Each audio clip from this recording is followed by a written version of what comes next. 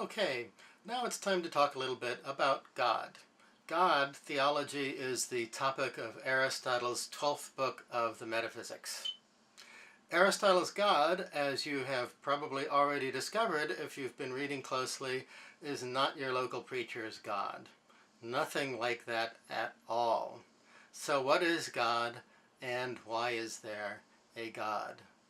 God for Aristotle is essentially a first principle of the universe, but a lot of the typical properties or qualities that you might associate with a concept of God, such as, say, a Christian conception of God, are completely foreign to Aristotle's notion of God.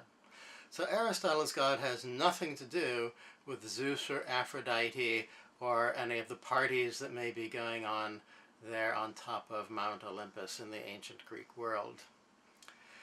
So why is God their God? Well, God is a necessary first principle. And so Aristotle has an argument that there has to be a God, there has to be a first principle. Why is that? Okay, well, we look at this, it's a kind of a variety of a later argument for the existence of God that we call the first cause argument. Aristotle's argument is not exactly the same, but it's fairly similar in some respects. And it's rooted in his understanding of the world as we experience it, the world in which there are many different substances that exist. Those substances come into existence and go out of existence. They may change while they're in existence, but they also come into existence and go out of existence. We certainly see this with any living substance. Animals are born, they live, and they degenerate eventually and they die. Okay. Other things that are maybe complexes of other sorts of material things are either naturally formed in some way or maybe manufactured by human beings. They all also have a certain lifespan before they are eroded, fall apart, disintegrate, and go away. So normal natural substances have a limited lifespan. Everything must be caused. So for a motion of any kind to occur, there has to be a cause of that motion. And so for the universe to exist at all, the natural world to exist at all for Aristotle, there has to be motion. Okay? Some things in the universe have a principle of motion within themselves. Indeed, that's his definition of a nature of things. Okay? But they still rely for their existence on the motions of the universe as a whole. So for the universe to exist, motion is necessary. And indeed, the existence of the universe and the motion, according to Aristotle, is something that is eternal. It doesn't have a beginning in time. It doesn't have an end in time. It just is in time. So there isn't, so what's one thing that a more familiar God might do is not in the job description of Aristotle's God. God does not create the world. Certainly does not create the world out of nothing, which for the Greeks would have been an idea that they would have rejected as self-contradictory and nonsensical. Can't make something out of nothing. So the universe is there, always, through all time, and always in motion. But how is it that the universe is in motion? If the universe weren't in motion, then there wouldn't be anything. You and I and other things wouldn't be here. But how is it that the universe is in motion? Within nature itself, we do not actually find a principle that can be the first principle of the motion of the universe. And the reason for that is because everything that exists in the universe owes its own existence to something else. Okay?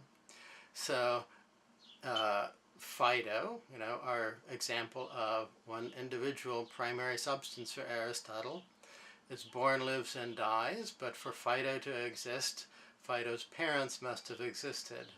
For Phyto's mommy to exist, Fido's grandmother and grandfather must have existed, and so on and so forth. So within the natural world itself, we do not find a principle of motion that could ground the motion of the universe, because everything within the universe itself is a motion that in some ways is dependent upon there being another motion outside of it. They're all sort of, we could say, finite in that way, although that's certainly not an Aristotelian way of looking at it. So there has to be something that is capable of moving, causing motion, without itself being moved by something else. Only that could be a first principle of motion. And so this tells us what the nature of God is, or the first principle about, the first aspect of the nature of God. That is that God has to be an unmoved mover. God has to be the entity that moves the universe, okay, the fundamental principle of motion for the universe, but that is not itself moved by anything else whatsoever. And I'll say itself here because it would certainly, even though we may paint Zeus as a male and Aphrodite as a female, more beautiful than any living human being, it would be, I think, inappropriate to think of Aristotle's God in those terms at all. Okay, God is nothing like that at all. Okay, God is a first principle of motion, something that can move things without itself being moved. So, since God cannot be moved, right, in order to be God, God cannot be moved by anything else. Nothing else from outside can affect God.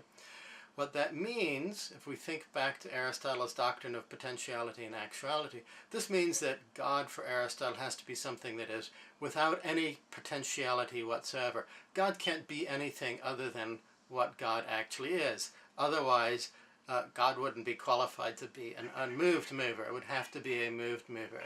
So no potentiality at all can attend to God and the divine nature. Right? This means there's nothing material about God. God is certainly not hanging out on top of Mount Olympus. God has to be pure form, which means pure actuality and pure activity. So how can God cause motion? Well, since God can't involve any sort of material form or at all, okay, God is definitely not a material cause of the universe.